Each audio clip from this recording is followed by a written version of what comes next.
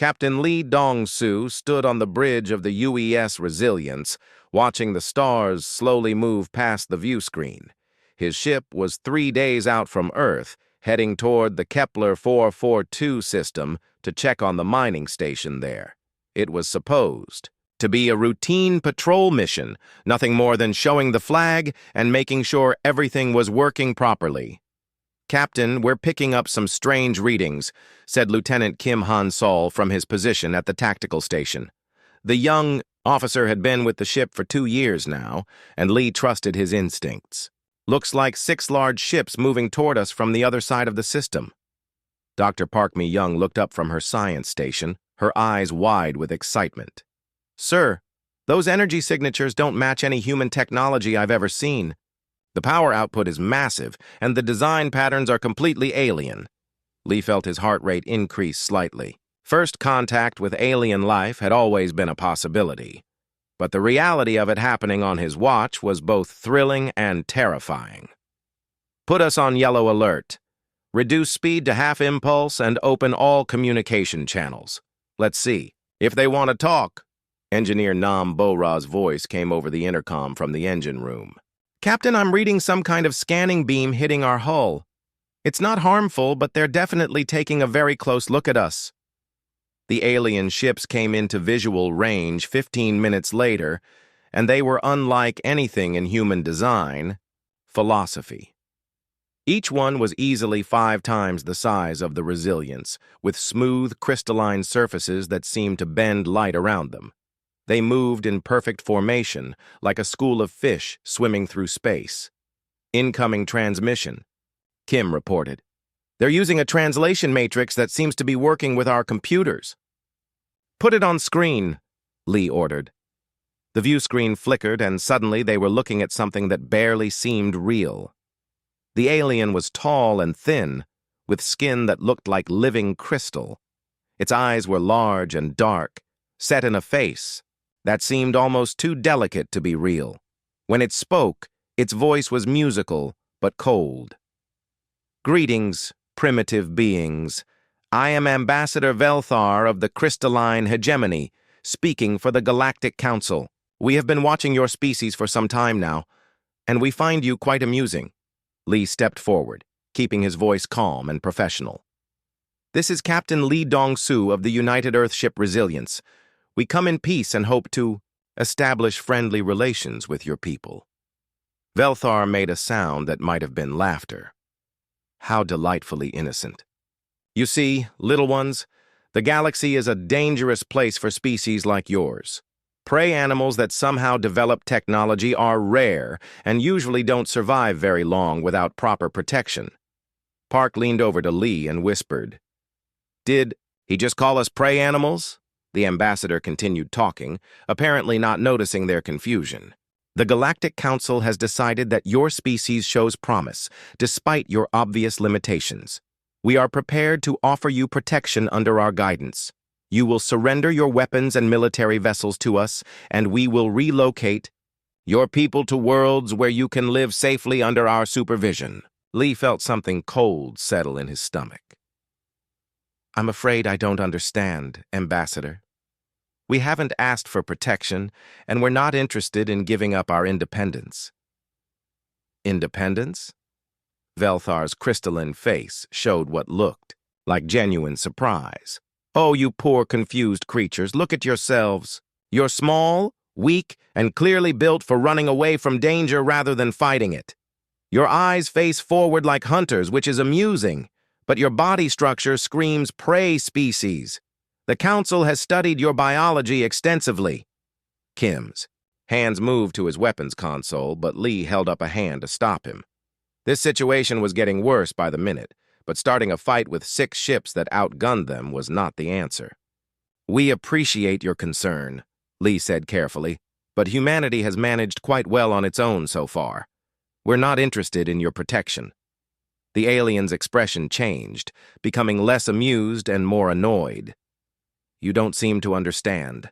This isn't a request, little hunter-prey. The Council has made its decision. Your weapons are toys compared to ours, and your ships are barely capable of interstellar travel. You will comply, or we will make you comply. Park was frantically working at her station, scanning the alien ships and feeding data to Kim's tactical display. She looked up at Lee with worried eyes. "Captain, their weapons are charging. Power signatures are going through the roof." Lee had spent 20 years in Earth's military, including 5 years fighting in the Mars colonies during the Independence War. He knew the look of someone who had already decided to use violence. Velthar had that look now. "All hands. This is the captain. Battle stations. This is not a drill." The bridge lights dimmed to red as the crew moved into combat mode. Nam's voice came over the intercom again. "Engine room ready. All systems at full power." "They're targeting our weapons and engines," Kim reported. "Looks like they want to disable us rather than destroy us." "That's their first mistake," Lee said grimly. "Bo-Ra, give me everything the engines have got. Kim, prepare the micro-jump drive. Park, I need you to scan their formation and find me a weakness." Velthar's voice came over the communication channel again, now sounding irritated. "You're being very foolish, little ones. We have 6 dreadnoughts to your 1 small ship. Surrender now, and we'll be gentle." "Here's our answer," Lee said, and nodded to Kim. The Resilience suddenly accelerated straight toward the center of the alien formation, its weapons firing in all directions. The aliens, clearly expecting surrender or panic, were caught completely off guard. Human military doctrine had always emphasized speed and unpredictability over raw firepower, and it showed now. Kim launched a spread of adaptive missiles that changed their targeting mid-flight, confusing the alien point defense systems. At the same time, the ship performed a series of micro-jumps, appearing and disappearing around the enemy formation like a deadly ghost. "Their shields are down on the lead ship," Park shouted over the noise of the battle. "They weren't expecting our weapons to adapt during flight." The Resilience's main guns tore into the crystalline hull of Velthar's flagship, causing massive explosions along its length. The alien ship began to drift, its beautiful crystal surface cracked and bleeding atmosphere. "2 more ships are moving to intercept," Kim reported. "But their formation is breaking apart. They don't know how to fight something that won't stay still." Lee smiled grimly as his ship danced between the massive alien vessels, striking quickly and then vanishing before they could respond. "That's because they've never fought predators before. Bo-Ra, prepare for emergency jump. We've made our point." The Resilience crippled a second alien ship with a focused barrage on its engine section, then vanished in a flash of blue light, leaving the Galactic Council Patrol to deal with their damaged ships and wounded pride. As they jumped away, Park was monitoring alien communications. What she heard made her blood run cold. "Captain," she said quietly, "you need to hear this." Dr. Park Mi-young's hands shook as she played back the intercepted alien transmission for the 3rd time. The words were clear now, translated by their computers into perfect human language. She looked up at Captain Lee, who was waiting for her. "Report with grim patience." "They're calling us an impossible species, sir. According to their databases, no apex predator has ever developed space travel. They think we shouldn't exist." She paused, swallowing hard. "And they're planning something called a final relocation for all human worlds." Lee felt a chill run down his spine. "Relocation to where?" "Reservation planets. They want to move every human to controlled worlds where they can watch us. The message says we're too dangerous to leave alone, but too interesting to simply destroy." Park's voice was barely above a whisper. "Sir, they're talking about our entire species like we're animals in a zoo." The bridge was silent for a long moment. Finally, Lee turned to Kim at the tactical station. "Send a priority message to Earth Command. Full encryption. Tell them what we've learned and warn them that more ships are coming." 3 days later, Admiral Choi Woo-jin stood in the command center of Earth Defense Headquarters, staring at the massive display screen that showed every human settlement in known space. Red dots were appearing at an alarming rate as reports came in from across the colonies. 19 more ships detected near New Seoul, reported his aide, Colonel Yoon Da-eun. She was a small woman with sharp eyes who had earned her rank leading Special Forces operations in the outer colonies. They're maintaining distance but clearly watching the planet. Admiral Choi had gray hair and scars from the Mars War, but his mind was still sharp. He had spent 40 years learning how to fight impossible odds, and this situation felt familiar in a way that worried him. What's our current military strength? 87 combat ships, sir. But most of them are patrol vessels or light cruisers. Nothing like what Captain Lee faced. Colonel Yoon pulled up another display showing ship classifications. The aliens have over 300 heavy ships that we know of, and they're still arriving. Numbers don't tell the whole story, Choi said quietly. Get me Dr. Kang Soo-bin. I want to hear what she thinks about all this. Dr. Kang arrived 30 minutes later, carrying a thick folder of research papers. She was young for her position, as Earth's leading expert on evolutionary psychology, but her work on predator behavior had made her famous in academic circles. Admiral, I've been studying the alien transmissions that Captain Lee intercepted. Their confusion about us makes perfect sense when you understand their background. She opened her folder and pulled out several charts. Every species in the Galactic Council evolved from prey animals, herd creatures, pack animals that ran from danger, things that survived by hiding or grouping together defensively. Colonel Yoon leaned forward with interest. And we're different? Completely different. Humans evolved from persistence hunters and apex predators. We're pack hunters, but our packs hunt other things, not just hide from them. The aliens literally cannot understand our psychology because nothing like us has ever existed in their experience. Admiral Choi studied the charts, seeing patterns that reminded him of military formations. What does this mean for how they fight? Their entire military doctrine is based on intimidation and overwhelming force. They show up with massive ships and expect their enemies to surrender immediately. It's the same behavior you see in herd animals when they're threatened. Make yourself look bigger and hope the predator goes away. But we don't go away, Choi said with a slight smile. Exactly. And worse, from their perspective, we get more dangerous when we're outnumbered. Human military history is full of battles where small forces defeated much larger armies through tactics, speed, and pure stubbornness. The aliens have never faced anything like that. Colonel Yoon was looking at her tactical displays with new understanding.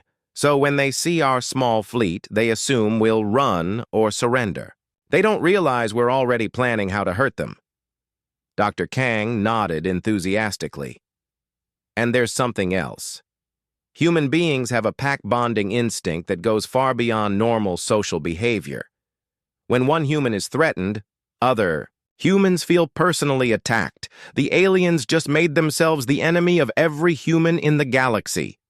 As if to prove her point, Admiral Choi's communication board lit up with incoming messages from across human space. Colony governors, mining station commanders, even civilian transport captains were volunteering their ships and crews for military service. New Busan Colony is reporting that their entire population has moved into underground shelters, an aide reported. They're converting their mining equipment into weapons and asking for military advisors. Titan Station has armed their freight haulers and is requesting combat upgrades, said another. The civilian government there has voted to mobilize everyone between ages 16 and 60. Admiral Choi watched the reports come in with growing amazement.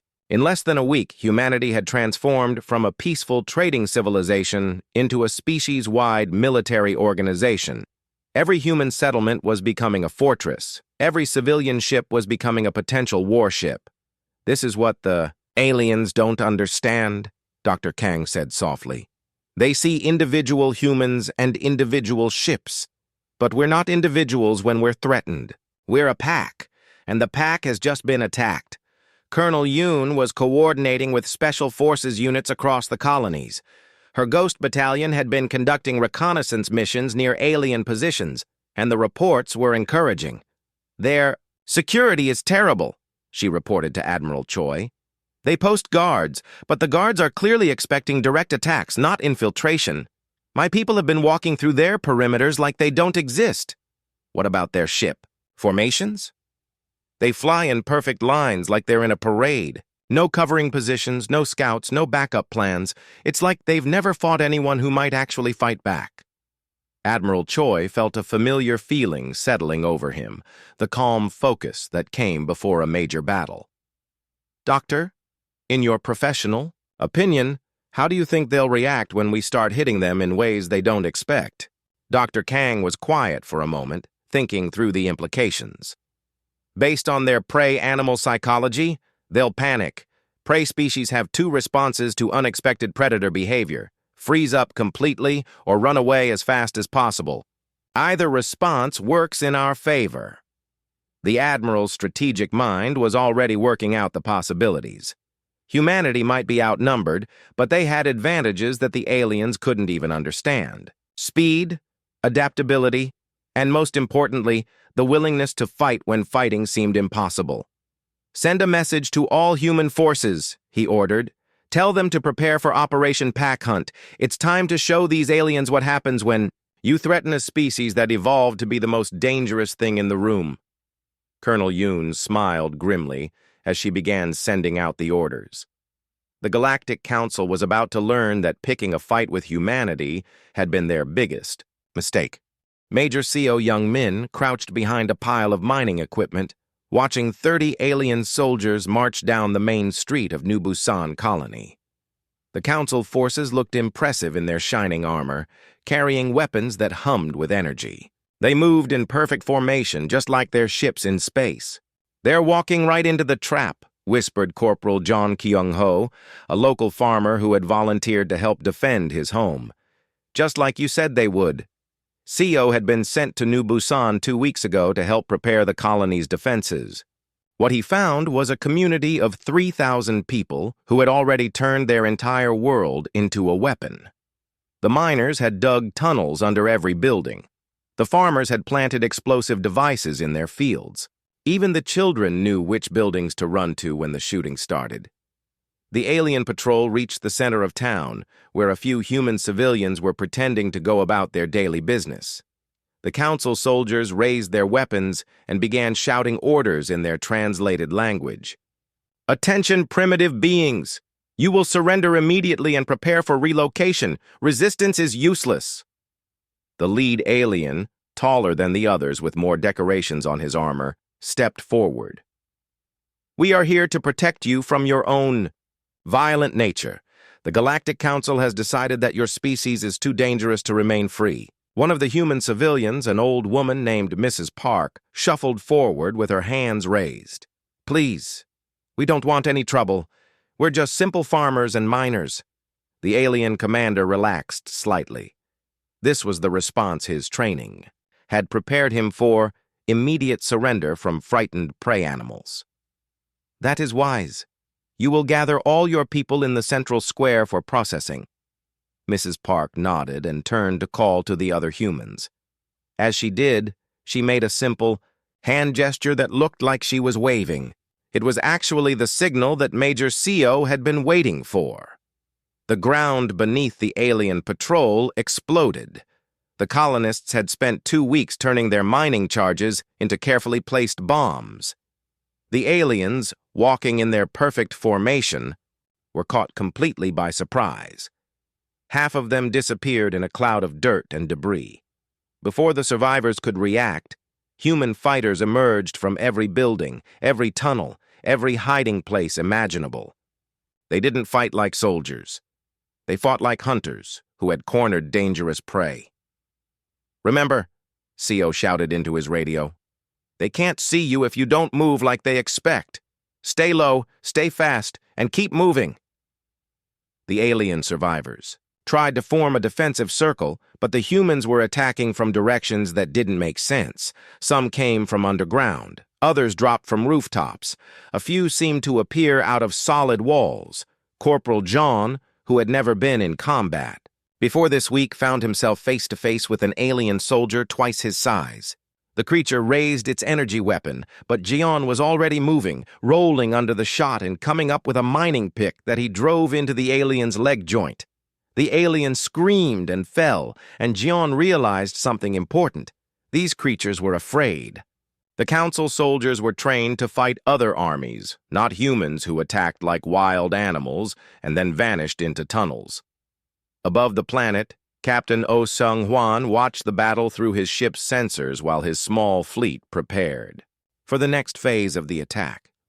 Oh had spent 10 years commanding submarines in Earth's oceans, and space combat felt very similar. Hide, strike, disappear. "Council reinforcements are moving in," reported his tactical officer. 15 ships, all heavy cruisers. They're coming in fast and angry. Oh smiled. Fast and angry was exactly what he wanted. "All ships, execute pattern Delta. Let them think. They're chasing us." The human fleet scattered like frightened birds, each ship heading in a different direction.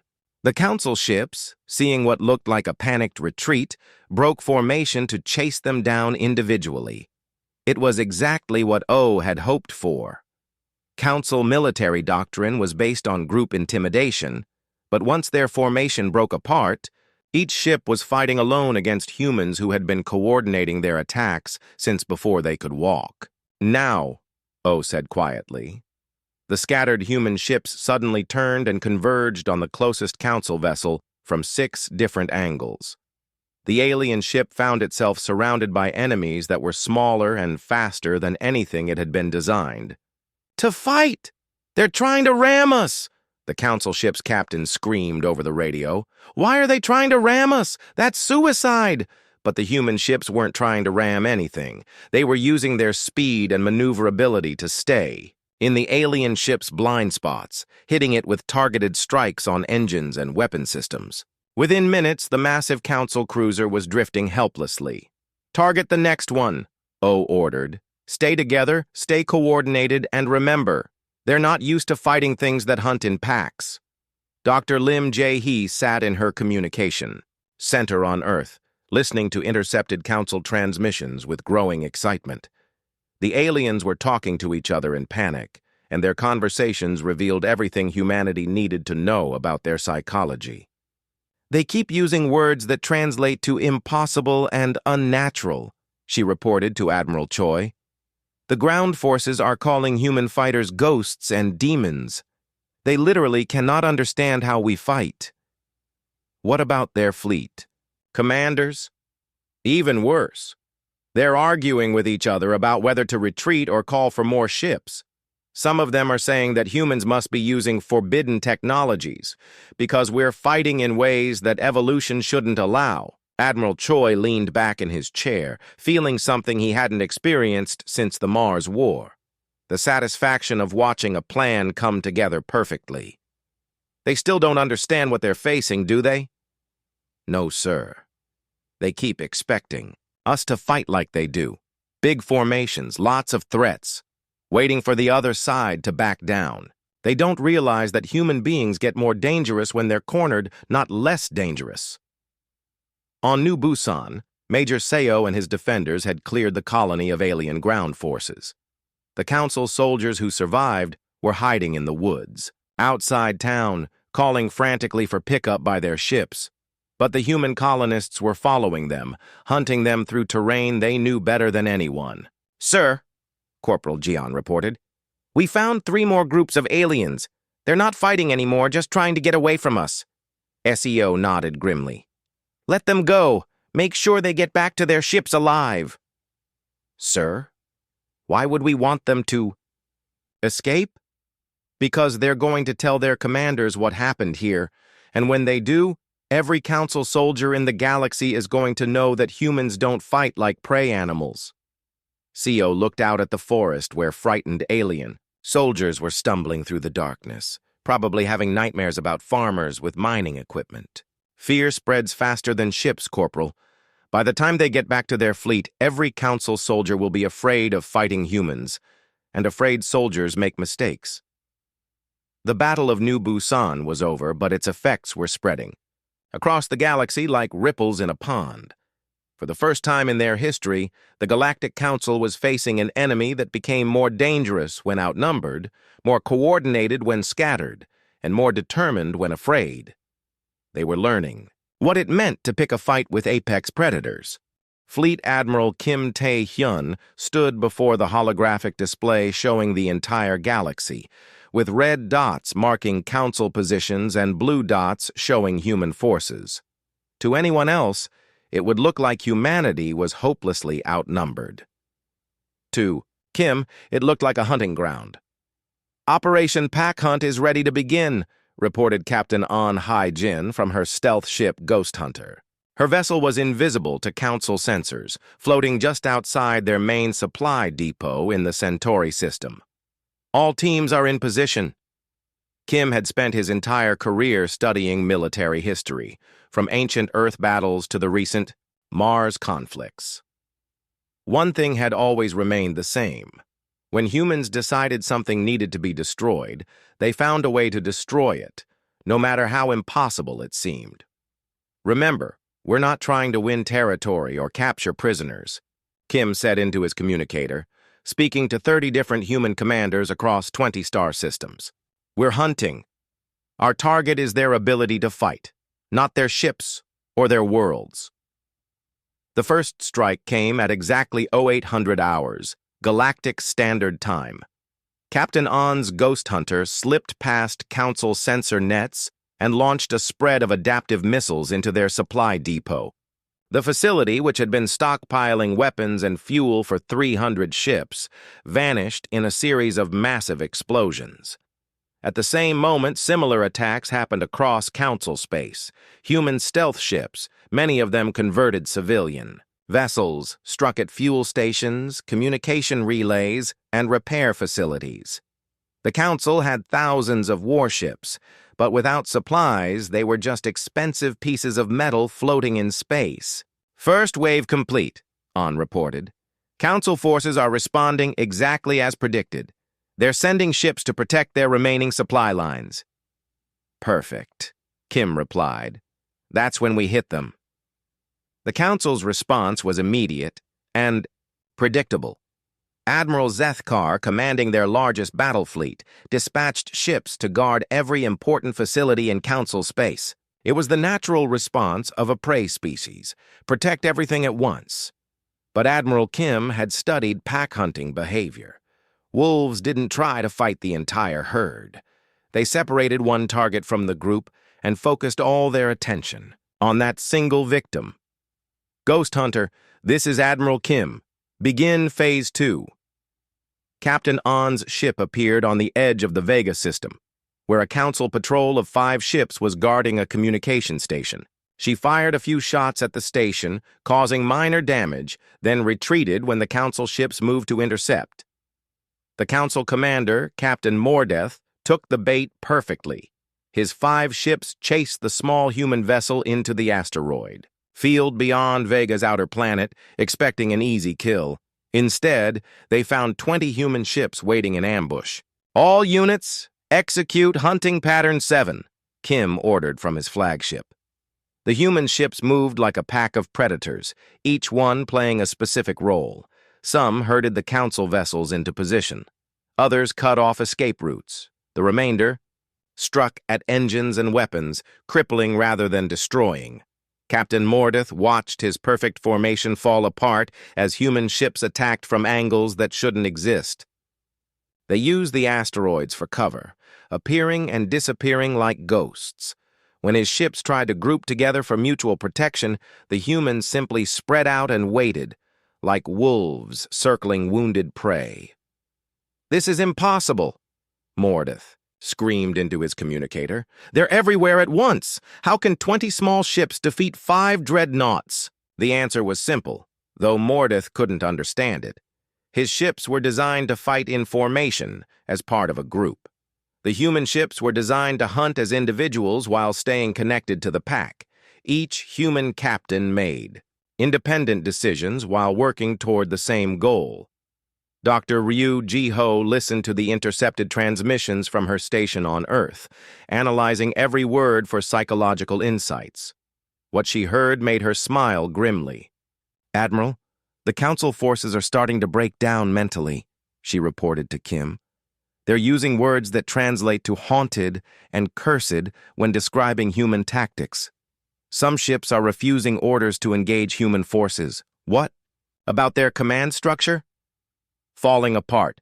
They keep sending requests for reinforcements, but when reinforcements arrive, we hit them too. They can't understand that we're not trying to hold territory. We're trying to eliminate their ability to fight." This was the key difference between human warfare and Council warfare. Council species fought over resources and territory, like animals competing for grazing grounds. Humans fought to eliminate threats completely, the way apex predators removed dangerous competitors from their hunting grounds. The psychological effects spread faster than Kim had hoped. Within a week, Council ships were traveling in groups of 50 or more, afraid to operate in smaller formations.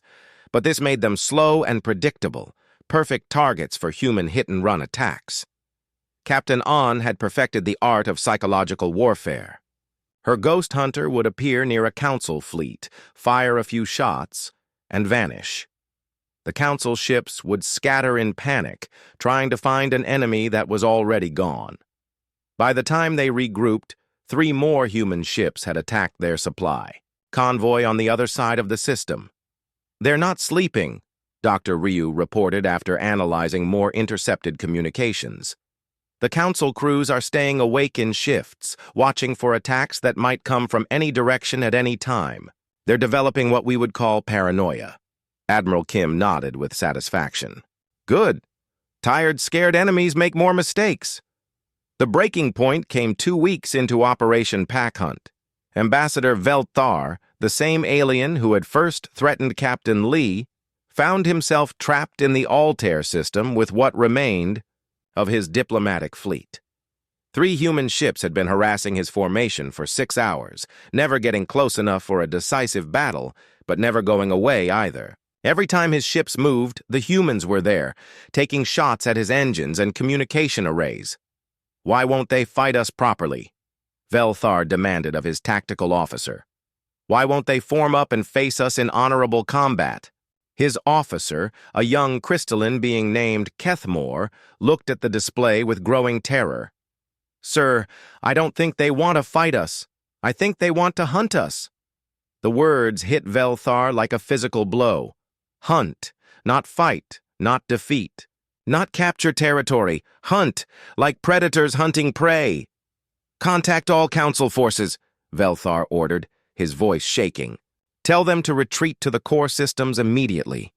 Tell them we are not fighting a war. We are being hunted." But it was too late for an organized retreat.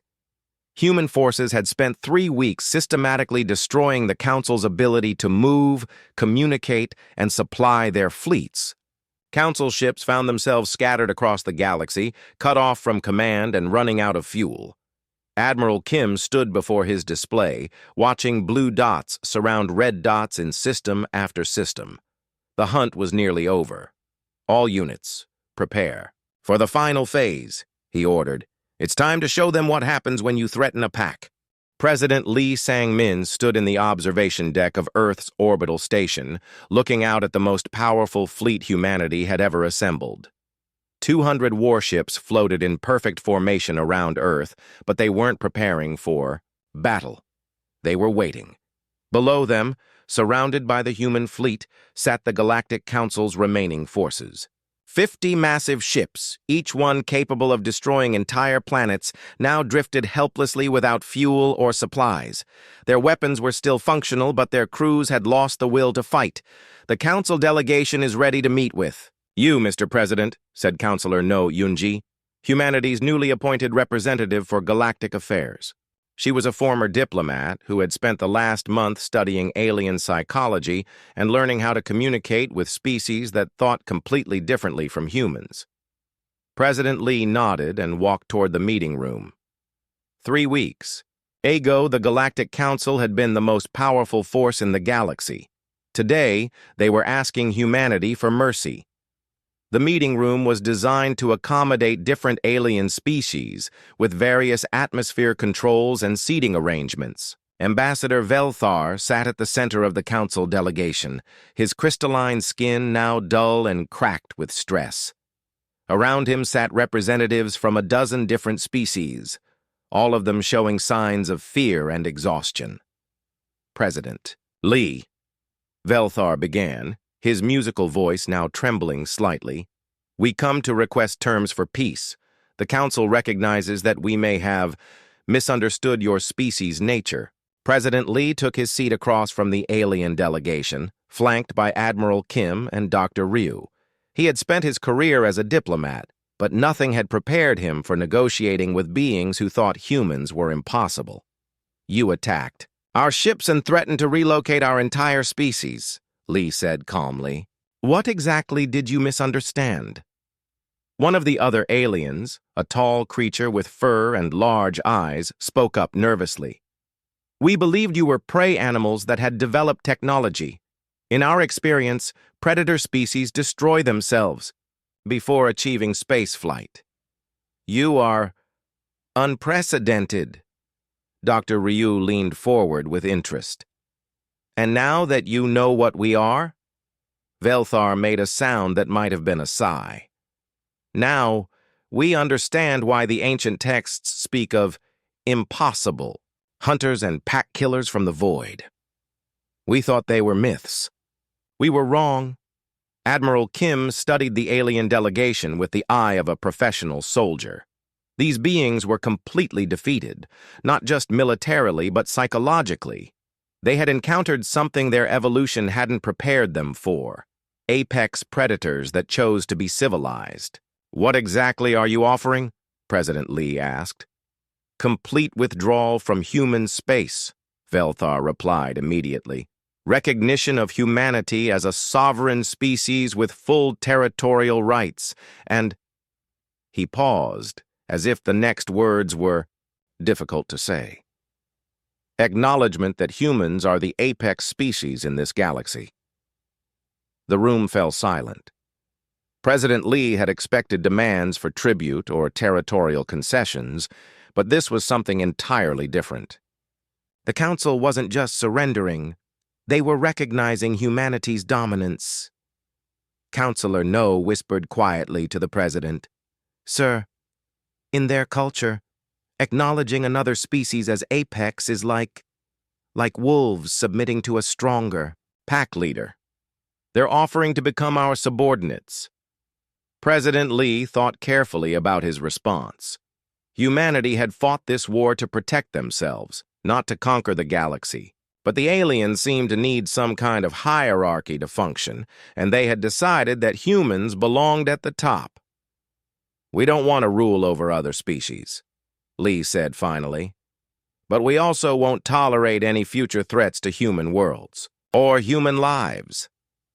General Park Jin-woo, who had been quiet until now, spoke up from his position near the door. What about reparations for the colonies you attacked? What about the human lives that were lost? Velthar nodded quickly. We will provide full compensation for all damages. Our industrial worlds will work to repair anything we destroyed. We will also share our technology freely with human scientists. Dr. Ryu was taking notes, analyzing every word and gesture. They're not just afraid of us, she whispered to President Lee. They're fascinated by us. To them, we represent something that evolution said was impossible. Successful apex predators who work together instead of fighting each other. One of the younger aliens, a creature with scales and multiple arms, suddenly spoke up. If I may ask, how do you do it? How do you maintain cooperation when every instinct should tell you to compete for dominance? President Lee smiled slightly. Because our pack isn't just our own species. Our pack includes everything we care about, our families, our friends, our homes, our values. When you threatened humanity, you threatened our entire pack. The aliens exchanged glances that might have been amazement or fear. Admiral Kim realized they were seeing something in human nature that they found both terrifying and wonderful. There is one more thing, Velthar said hesitantly. Our deep space sensors have detected signals from beyond the galactic rim. We Believe there may be other civilizations out there, possibly hostile ones. The Council? The Council would like to request human protection. The human delegation looked at each other in surprise. The most powerful civilization in the galaxy was asking humanity to protect them from unknown threats. You want us to be the galaxy's military? Admiral Kim asked. You want us to hunt threats before they can hunt you, President Lee corrected, understanding the alien psychology better now. Velthar nodded eagerly. Yes, exactly. Predator species are naturally suited for that role. We tried to fill it ourselves, but we were never very good at it. We're much better at building, growing, creating. You're better at protecting. President Lee stood up and walked to the viewport, looking out at the human fleet. Each ship was crewed by people who had volunteered to fight impossible odds to protect their homes. They had won not because they were more advanced or more numerous, but because they were willing to do whatever it took to defend their pack. We'll consider your request, he said finally. But understand this. If we become the protectors of this galaxy, we do it our way. No more relocations, no more treating species like animals, no more deciding what's best for others without asking them. Agreed, Velthar said immediately. Completely agreed. As the meeting ended and the alien delegation prepared to return to their ships, Dr. Ryu made one final observation that would be remembered in history books for centuries to come. They came here thinking we were prey pretending to be predators, she told President Lee quietly. They're leaving knowing we're predators who choose to be civilized.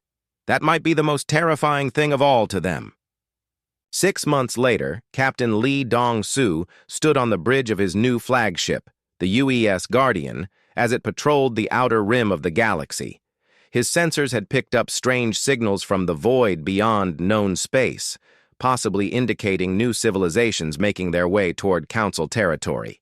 Unknown contacts detected, reported his tactical officer. Looks like we might have company soon.